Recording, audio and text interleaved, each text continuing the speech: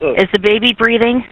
listen, lady. The baby is deceased. Okay. All right, we're setting the police and an ambulance, okay? Footage shows the moment officers confront and take down the shooter. We've determined that Audrey bought 7 firearms from 5 different local gun stores here legally. He says the shooter's parents thought there was only one weapon and that it was sold. She was under care, doctor's care, for an emotional disorder. Her parents felt that she should not own weapons. Now cops are trying to figure out the motive behind all of this.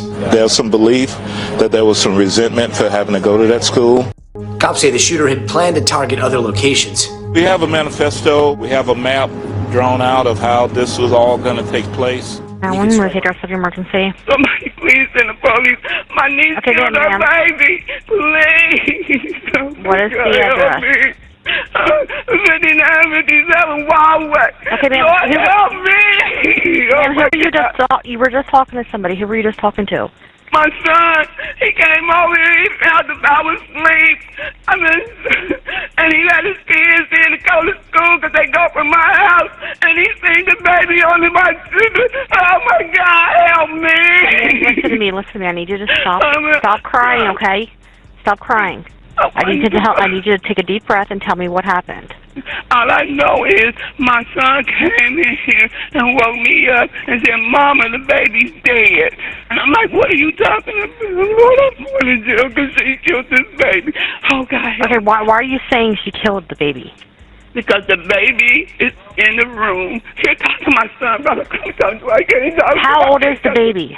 The baby is 3 months. Oh, my God, I'm going to jail. Hello? What happened? Police. I don't know. This house is big. I don't know where my little cousin is. So can you please... Where is the 3-month-old baby? The baby is on my mama's kitchen counter with his head smashed. Now I need you to please send me... Okay, is it a male or female? Know where my little cousin is at. Now if a little girl pop up with a weapon, I'm not gonna have a little cousin no more.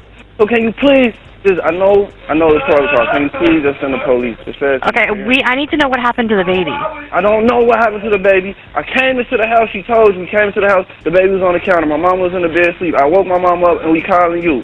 That's all I know. I don't know nothing else. I have a little cousin, she was here. I don't know. Okay, listen to me. Look, is the baby breathing? Listen, lady. The baby is deceased. Okay. All right, we're setting the police and an ambulance, okay? What is your name? I'm Robert Stewart. And who is the mother of the child? Huh? Who is the mother? Deasia Watkins. Is she there right now? No, I don't know where she's at. That's the problem. I don't know where this little girl is at. I don't even know if she's in this house.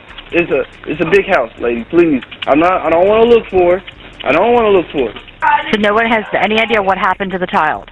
Look, lady, I don't want to describe the scene. The screen is very, very bad. All right, the little baby head is open, like open. I'm not going in there to touch nothing because I don't want to mess nothing up. I'm not going in there to look because I already seen it. But it's not. It's very violent. It's a very violent scene. All right, it's very violent. All right, sir. We have police and fire department responding out. All right. The baby's mother, 20-year-old Deasia Watkins, was charged with aggravated murder after she was found with her dead baby lying on a counter.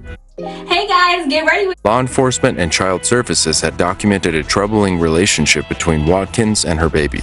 In January 2015, police responded to a call from neighbors of James Brown, father of Janiyah, saying they heard Watkins screaming and the baby crying. Family members stated that Watkins had been hospitalized and diagnosed with postpartum psychosis, which she had been prescribed an antipsychotic called Risperdal but it was unclear whether she had been taking it or not.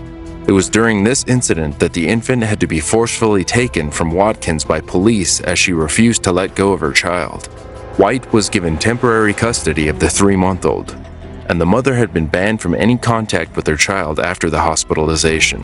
Janiyah was left in the custody of her aunt, who, despite the fact that Watkins had been forbidden to be near her child by child services, allowed her to move in with her and the baby roughly 1 week prior to the murder. According to the Hamilton County coroner, Lakshmi Samarko's report, the 3-month-old infant sustained multiple stab wounds to the right side of her face and head to the point that the coroner had lost count, and her head was severed from her body. Sources say that the knife had been placed into the hand of the infant. In February 2017, Watkins pled guilty to the murder of her 3-month-old baby, Janiyah, and was sentenced to 15 years in prison, with eligibility for parole after 13 years. Although Watkins had previously refused a plea deal, her lawyers found conflicting reports in the doctor's statements as to whether she did indeed have a mental illness or not.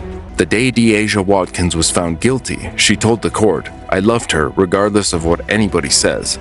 The family has never found out what led the woman to the brutal murder of her baby. Man, that's so messed up to hear that she did that to her own kid. But at the same time, she got a mental health problem that wasn't being treated. And yeah, I know that why the auntie let her be there, because she probably had nowhere to go. And I know her auntie feel very, very sick that she made that decision of letting her come there. Just because, you know, that type of trauma I never experienced, hope I never have to. But I mean, like the dude said, he is not about to explain the scene because he already seen it once. You know, it's just touching. 3 months old. And if somebody out there in this type of situation, and y'all know they're going through it, you know, try to be there so their mental health can be as healthy as possible.